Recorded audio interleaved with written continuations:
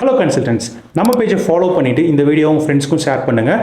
So last வீடியோவில் உங்களுக்கு ஞாபகம் இருக்கும். ஸோ நான் வந்துட்டு ஒரு பால்ட்ரி கோழி பண்ணைக்கு எப்படி பில் ஆஃப் மெட்டீரியல் அப்படின்றத நான் கேட்டுட்டு ஃபைனலாக வந்து பார்த்தீங்கன்னா உங்களுக்கு ஒரு டாஸ்க் கொடுத்துருந்தேன் ஆஸ் யூஸ்வல். ஸோ அது என்ன அப்படின்னு பார்த்தீங்கன்னா, ஒரு கண்டெய்னரில் ஏர் ஃபில் பண்ண ஒரு கண்டெய்னர். ஸோ அந்த இதுக்கான ஒரு காற்றுக்கான பில் ஆஃப் மெட்டீரியல் எப்படி நம்ம போடணும் அப்படிங்கிற ஒரு விஷயத்தை நான் கேட்டிருந்தேன். ஸோ இதுக்கு காற்றுக்கு எப்படி பில் ஆஃப் மெட்டீரியல் போடுறது அப்படின்ற ஒரு தாட் உங்களுக்கு இருந்திருக்கும். ஸோ இங்கே இதில் காற்றுக்கு அப்படின்ற ஒரு இதுக்கு வந்து நம்ம பில் ஆஃப் மெட்டீரியல் வந்து நம்ம ஏருக்கு கண்டிப்பாக போடவே முடியாது.